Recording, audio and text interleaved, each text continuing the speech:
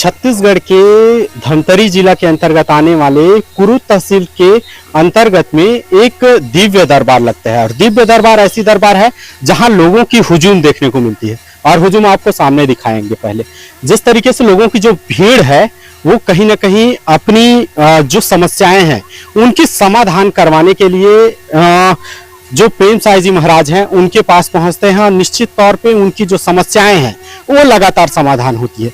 महाराज जी हमारे साथ में हैं। महाराज जी से ही जानते हैं। महाराज जी, ये जब दिव्य दरबार आप लगाते हैं कैसी कैसी समस्याओं को लेकर के आपके पास में आते हैं और कैसे पहुंचते हैं आपके पास? देखिए, सबसे पहले तो लोग यहाँ पर आते हैं पर्चा बनवाने के लिए कि उनके जीवन में जो विघ्न है वो क्यों है। वो आत्मिक हो सकती है, शारीरिक हो सकती है, मानसिक हो सकती है, भौतिक हो सकती है, प्रेत बाधा होता है, तंत्र बाधा होता है। और तंत्र बाधा के लिए तो बहुत ज्यादा स्पेशल हमारा दरबार है, क्योंकि माँ मातंगी जो है तांत्रिक सरस्वती हैं और इनके सामने सृष्टि का ऐसा कोई तंत्र नहीं है जो इनके सामने टिके, क्योंकि ये तांत्रिक सरस्वती है। यही से तंत्र की उत्पत्ति है और यही पे समाप्ति है। तो तंत्र बाधा वाले लोग भी आते हैं, प्रेत बाधा वाले आते हैं, शारीरिक कष्ट है वो लोग आते हैं, मनोकामनाएं होती है तरह तरह की, किसी का विवाह नहीं हो रहा होता है, स्वास्थ्य से संबंधित लोग होते हैं, नौकरी से संबंधित, व्यापार से संबंधित लोग यहाँ आते हैं। अच्छा, थोड़ा से चलते वॉकिंग करते ही चर्चा करते हैं। मेरा पहला सवाल यही है कि पहली जो माता है उनकी थोड़ा परिचय आपके सामने जो माता रानी दिख रहे हैं ये है बगलामुखी माता। और इन माता को इसलिए पूजा जाता है जो आपके शत्रु है, शत्रुओं का पतन करती है। अगर आपके शत्रु बहुत ज्यादा बढ़ रहे हैं, शत्रु बाधा है, शत्रु परेशान कर रहे हैं, तो इनका अनुष्ठान करने से जो आपके शत्रु है उनका दमन हो जाता है, वो आपसे शत्रुता छोड़ देते हैं। अच्छा, उसके बाद फिर जो बीच में है माता उनकी अगर बात की जाए, चर्चा की जाए, तो फिर ये माता की स्वरूप किस तरीके से रहती है और किस तरीके से? ये माँ मातंगी है, 10 महाविद्या में से 9वीं महाविद्या है और इन्हें तांत्रिक सरस्वती भी कहते हैं, नील सरस्वती भी कहते हैं। विद्या की देवी है। कला आदि क्षेत्र में जो लोग हैं जो इनको पूजते हैं तो उनको सफलता की प्राप्ति होती है और भौतिक सारे सुख प्रदान करने वाली ये देवी है। और भगवान विष्णु जो है इस सृष्टि के पालनकर्ता है। तो भगवान विष्णु ने जो है इनको सर्वप्रथम पूजा था, मतलब देवताओं में माँ मातंगी को सर्वप्रथम पूजने वाले जो है भगवान विष्णु थे, इसलिए आज जो है उच्च स्थान पर विराजमान है इन्हीं के आशीर्वाद से।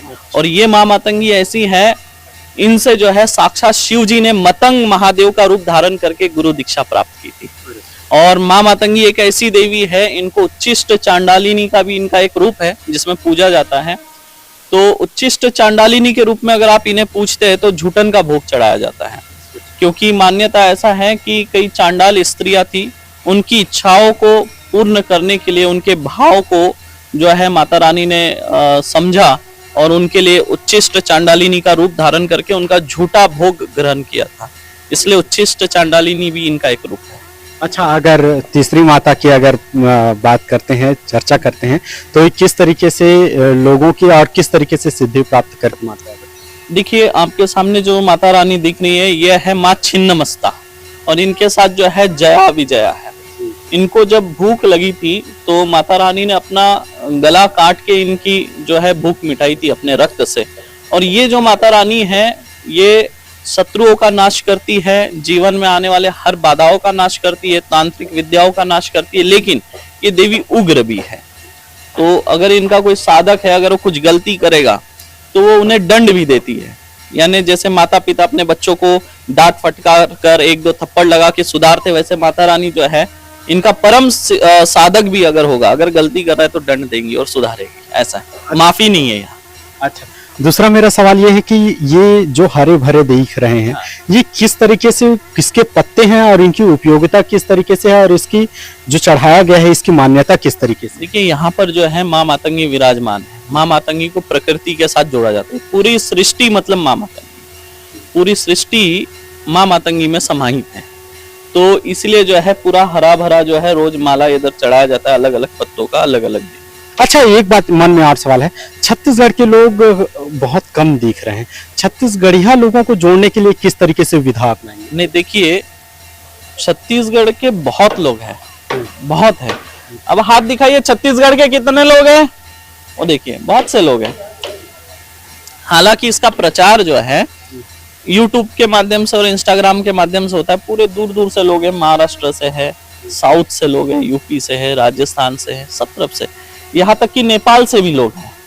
नेपाल वाले भी है ना कुछ लोग, हाँ नेपाल के भी लोग। हाँ नेपाल वाले कौन है? वो उधर, वो देखो नेपाल से है। यहाँ जर्मनी से भी लोग आते हैं, कनाडा से लोग आते हैं, ऑस्ट्रेलिया से आते हैं, दूर दूर से लोग आते हैं। अब ये जो गांव है, ये गांव नहीं रहा, ये पूरे विश्व में फैलता जा रहा है ये गांव का नाम। अच्छा, मेरा अंतिम सवाल यही था कि ऐसी कुछ जो तथ्य जो छूट गया है, जो हमारे चैनल के माध्यम से आप अपने जो भक्त हैं उनको बताना चाहें, जो जिसके बारे में जिक्र हो। सबसे पहली बात, दो बात है जो मैं आपको बताना चाहता हूँ। देखिए, अर्थ के बिना व्यवस्था नहीं है और व्यवस्था के बिना अर्थ भी नहीं है। तो जैसे आपने कहा कि छत्तीसगढ़ के लोगों को आप कैसे जोड़ रहे हैं या कैसे जोड़ना चाहेंगे, तो सबसे पहली बात देखिए, इतना बड़ा निर्माण कार्य हो रहा है, ये अर्थ के बगैर तो नहीं होगा।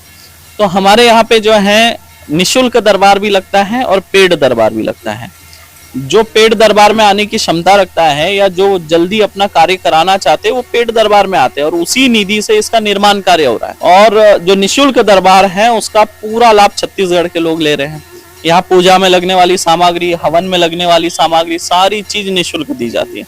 अब घंटी के बारे में अगर चर्चा करते हैं, आपको लंबी कतार भी दिख रही है, यहाँ अलग अलग एंगल में ताला लगे हुए घंटी दिखाई पड़ रही है। ये घंटी का अगर बात की जाए तो ये किस तरीके से मान्यता प्राप्त? देखिए, ये जो घंटी है, ये जब भी यहाँ पर आते हैं, दूसरे पेशी पे घंटी बांधने की यहाँ पे प्रथा है। वो इसलिए क्योंकि उनके ऊपर जो संकट है, संकट से माता रानी बचाव करती है और कुछ दरबार की शक्तियां उस घंटी पे विराजमान हो जाती है और वो उस कार्य में लगी रहती है कि उस व्यक्ति के ऊपर आने वाले जो संकट है उससे लगातार उनको बचाते रहती है, अकाल मृत्यु से बचाती है, यानी रक्षा करती है। कौन कौन से, किस तरीके से रक्षा करती है? अकाल मृत्यु से हो गया, वाहन दुर्घटना से हो गया, कोई संकट आने वाला है तो उसकी सूचना आपको आत्मिक माध्यम से पता चलेगी। आपके अंदर जो है ऐसी चेतना आएगी, ऐसी प्रेरणा मिलेगी, कुछ होने वाला है और उससे आपको रोकेगी।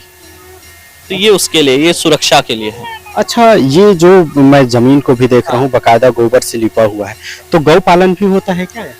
नहीं, गौशाला तो उड़ीसा में है और जल्दी यहाँ पे गौशाला का निर्माण किया जा रहा है। यहाँ पे गौ सेवा भी होगी और जो यहाँ पे आएंगे दरबार में, उनको कंपलसरी ये रहेगा कि वो पहले जाके गौ सेवा करे, उसके बाद ही वहां से पर्ची लेके आएंगे, उसके बाद रजिस्ट्रेशन होगा।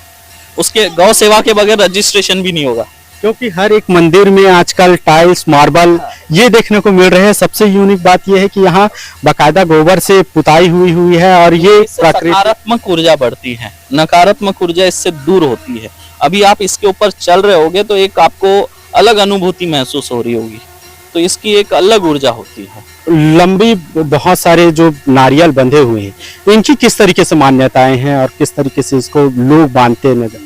अब देखिए, इसमें आपको काले रंग का नारियल दिखाई दे रहा होगा, ये जो काले कलर का कपड़े में बांधा हुआ है, ये नारियल आमतौर पर जो है प्रेत बाधा से मुक्ति वाले भी बांधते हैं तथा संकट निवारण के लिए भी बांधते हैं और शनि ग्रह से जो परेशान है, साढ़े साती से, काल सर्प दोष से, वो लोग भी बांधते हैं। अच्छा, इसमें अलग अलग कलर है? हाँ, सफेद है, पीला है, लाल है, काला है, ये 4 कलर दिख रहे हैं। चारों का अर्थ किस किस तरीके से? ये जो लाल नारियल है, ये मनोकामना पूर्ति के लिए है। जो आपकी मनोकामना है वो पूरी हो, उसलिए बांधते हैं। कोई विवाह की कामना से बांधता है, अलग अलग कामनाएं होती है सबकी।